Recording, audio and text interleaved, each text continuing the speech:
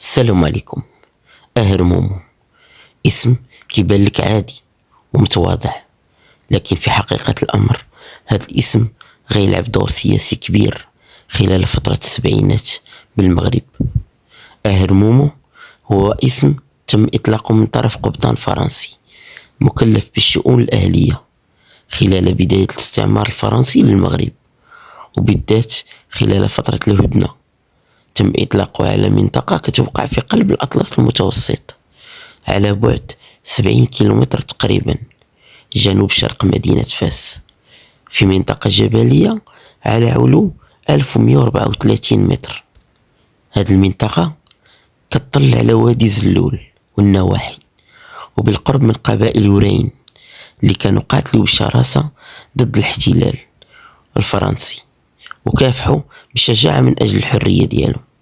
وباش تفرض فرنسا السلطة ديالها على هذه القبائل المقاتلة، زرعت وسطهم وحداتها العسكرية في هذه المناطق الحساسة باش تكون جاهزة لجميع الاحتمالات، وبذلك قامت بتجنيد فيما بعد هذه القبائل المتمردة من خلال تجنيد أكبر عدد ممكن من الرجال لتكوين ميليشيات القوم، أولا باش تحارب بهم الألمان في الهند الصينية لاندوشين، وثانيا باش تشتت التركيز ديالهم من أنهم يقاتلوا ضد فرنسا إلى أنهم يقاتلوا تحت اللواء الفرنسي في الحرب العالمية الثانية.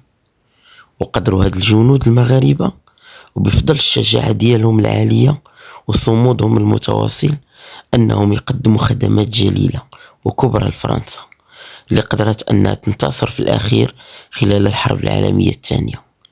لكن في سنة 1953 وضع الجنرال غيوم المقيم على العام بالمغرب في ذاك الوقت الحجر الأساس باش يبني ثانوية عسكرية مماثلة لثانوية لافلاش اللي كتواجد بفرنسا. هاد المدرسة اللي ما تمش استكمال عملية البناء ديالها إلا بعد استقلال المغرب سنة 1956، وولات المدرسة العسكرية للضباط اللي تلقى فيها مجموعة ديال التلاميذ الجنود التكوين ديالهم العسكري تحت إدارة ضباط فرنسيين مرموقين وضباط صف اللي كانوا قاتلوا وشاركوا في الحرب العالمية الثانية. بين جدران هذه المدرسة كان التكوين قاصح بزاف، لكنه كان مفيد في تعلم الفنون الحربية. وفي 1958 ولا اسم المدرسة العسكرية الملكية بقيادة دريس بن عمر اللي تقاعد فيما بعد برتبة جنرال ديفيزيون، وجا من بعده ضباط سامون آخرين إلى حدود شهر ماي من سنة 1968، التاريخ اللي تم فيه إسناد مهمة إدارة المدرسة لواحد من أصغر القادة العسكريين في القوات المسلحة الملكية، واللي كان الاسم ديالو محمد عبابو، وكان عمره آنذاك تقريبا 33 سنة، من أصل ريفي تزاد في بوريد الواقعة بدائرة أجنول اللي كانت تابعة لمدينة تازة. كان وجهه بيض وقصير، لكن كانت عنده شخصية قوية وعصبي في المزاج ديالو، والصوت ديالو مسموع إلى تكلم، نشيط وسلطوي في الطبع ديالو، وعنده واحد بعد النظر وطموح كبير ما لا يمثيل. وبمجرد الوصول ديالو لمدرسة مومو غير كليا من البنية التحتية ديالها وعلى جميع المستويات، سواء من الناحية الهندسية ديالها أو من ناحية البرنامج الدراسي، وكذلك ضاعف من عدد الأطر والطلبة والدفعات. وفي ظرف 4 شهور قدر عبابو يعطي للمدرسة شكل جديد من خلال الهدم والتعديل والبناء من جديد. محمد عبابو كان حاصل على دبلوم من مدرسة القيادة العامة بباريس لميتاجور بميزة حسن، وبمجرد العودة ديالو لأرض الوطن تعين من بين الاستراتيجيين المكلفين بالمناورات داخل الجيش المغربي. كانوا صحابه كيلقبوه بنابليون الصغير بسبب قصار القامة ديالو والهيئة ديالو اللي كانت كتشبه شيئا ما لنابليون بونابرت امبراطور فرنسا، خصوصا في طريقته ملي كيدخل يدو بين صداع في الكسوة ديالو. فعبابو كان كيسير الرجال ديالو بالعصا، وهو نفس الستيل اللي تابعوه حتى في مدرسة أهر مومو باش يتم إخضاع جميع الرجال للسلطة ديالو. كان كيشكل مصدر خوف وإعجاب عند الجميع، وكيتم احترامه حتى من طرف الرؤساء ديالو.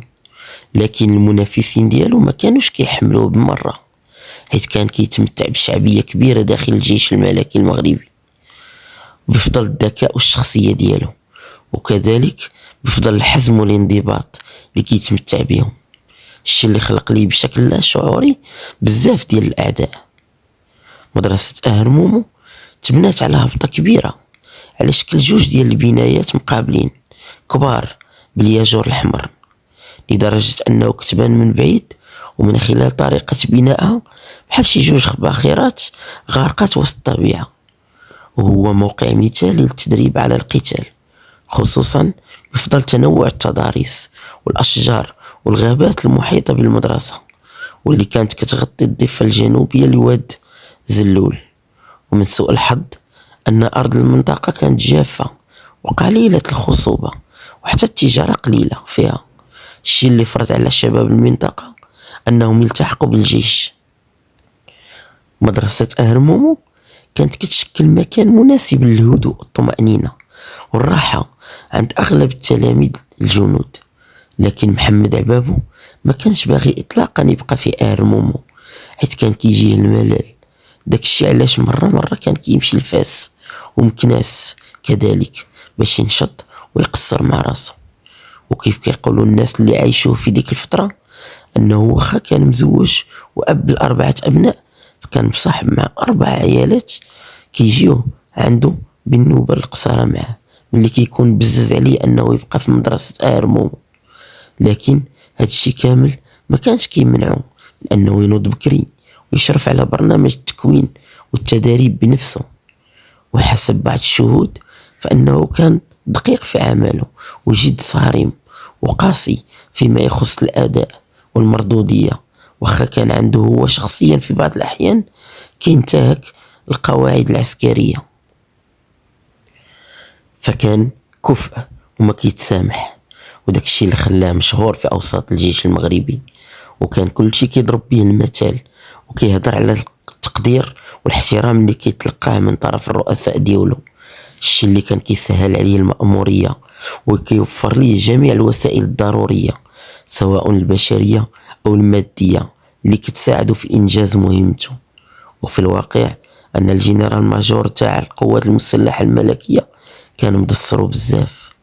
في الحقيقة عبابو كان كيآمن بالمقولة ديال أن بنادم يخدم ويحاول وخا يغلط ماشي مشكل، المهم هو ما يبقاش بنادم مربع يديه وجالس.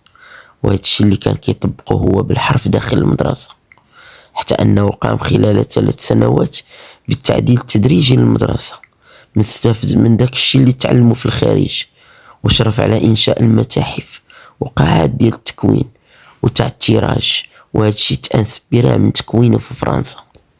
كما أنه صوب المسالك الطبيعية الخطيرة بحال داك الشيء ديال المارينز والراجرز اللي خداها من القوات الأمريكية.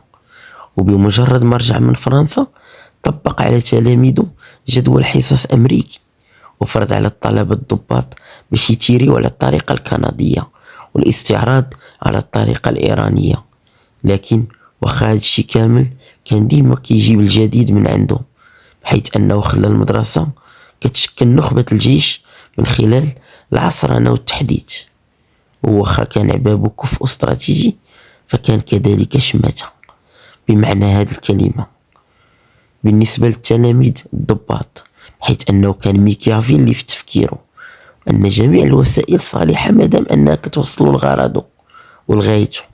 فمثلا كان كاع الكريديات اللي كان كياخدها من عند الدفاع الوطني ما كانتش كافية باش تحقق طموحاته العسكرية والعالية والنفقات التبديرية ديالو، ولذلك لجأ للنظام دي سيستم دي، هو أنه كيأمر بتشكيل فريق عسكري مكون من جنود أقوياء وضباط متحمسين، كان على رأسهم شاف عقا اللي قتلوا من بعد في المحاولة الانقلابية الفاشلة، واللي تعرف فيما بعد بالشاف عقا، هذا الفريق اللي كانت مهمته هي يقوم بعمليات ليلية، أو بالأحرى سرقات ليلية، على متن سيارات وأسلحة عامرة بالقرطاس الغير قاتل، غير باش يرعبوا الفضوليين والعساسة اللي كيعترضوهم ملي كيكونوا كيسرقوا الجلسات تاع المواد للبناء والبطوات تاع الضوء والبوسطة، وكذلك الخشب والعود، لدرجة أنهم قدروا يسرقوا في إحدى الليالي بوطونية وتراكس تاع الحفير باش يبنيو لها بيسين، حيث الأرض تاع أهرمومو كانت صخرية، وهذا الشي بالإضافة للياجور والسيمة والرمل اللي كان كيتسرق بالزيت. وقام محمد عبابو كذلك بتحويل مجرى عين حيوية وجد مهمة كانت كتنتفع بها ومنها ساكنة المنطقة لصالح المدرسة العسكرية. وعلى الرغم أنه كانت بزاف الشكاوي كتقدم، ولكن ما كانت كتصور والو، حيث محمد عبابو كانت ايدو طويلة، خصوصا وأن أغلب الجنرالات كانوا كيتعاطفوا معاه، حيث كان كينظم ليهم حفلات ديال المشوي والشيخات. وكان عبابو كذلك خطير في تقديم الرشاوي باللي كيبغي مصلحته، حتى أنهم كانوا كيقولوا باللي يقدر يرشي حتى الشيطان بروحه، وداك الشيء اللي خلق ليه أعداء كتار خصوصا بين صحابه. فعبابو كان كينحدر من عائلة متوسطة لكن كثيرة الأعداد. بواه كان الشيخ مسعود زعيم قرية بودير بالريف، المنطقة الفقيرة اللي كانت قامت بتمرد ضد الدولة والسلطة، الشيء اللي عرضها للقصف والهجوم بالطائرات والدبابات ديال الجيش المغربي سنة 1959. وهذه القضية ما بغاتش تنسى بتاتا لعبابو من بالو طول حياته. المهم كمل قرايته الابتدائية بإحدى المدارس الفرنسية بتازا قبل ما يلتحق بمكناس باش يكمل دراسته الثانوية. وفي سنة 1956 انخرط في الجيش كطالب ضابط، ومن بعد ما دوز ستاج تاع عام تعين سو ليوتنون. تميز عبابو في بداية حياته المهنية بالحيوية والذكاء وقوة البصيرة والإرادة والكفاءة، ولكن مع توالي الأيام ورفاق السوء وحياة الصهير والقصير بداو هاد الميزات كينضاطروا شوية بشوية، وبدات السمعة ديالو كتوسخ بالرشوة والفساد والتبذير والتزوير الإداري. لكن اللي ما تبدلش فيه هو داك الطموح وبعد النظر اللي كان مالي الروح والقلب ديالو على حد سواء. وملي وصل للمناصب العليا كثرت التغيبات ديالو الكثيرة على المدرسة ديال أرمومو، بحيث ديما كان غادي جاي للرباط، لدرجة أنه ولا مهمل للأنشطة اليومية والبرامج التدريبية، وما بقاش مسوق لحتى حاجة في المدرسة العسكرية، الشيء اللي كان كيدل على أنه مشغول بشي حاجة أهم وأكبر. وخرجت مجموعة ديال الإشاعات بأنه كيستعد للانضمام للمدرسة الحربية العليا، وكاين اللي قال باللي الملك باغي يعينه عامل على تازا أو مدير الأمن الوطني. وفي 3 مارس 1971 احتفلت مدرسة أهرمومو العسكرية بعيد العرش بواحد الطريقة هائلة ما ليها مثيل، وتبنوا الخيام والرايات، زينوا المكان، والأغاني والرقصات الشعبية الأمازيغية، حتى أن أحبابه شخصيا شارك في هذه الاحتفالات والمسابقات الرياضية اللي تنظمت بهذه المناسبة. واللي زاد من فرحة عبابو ديك السنة هو أنه كان ترقى لرتبة ليوتنون كولونيل.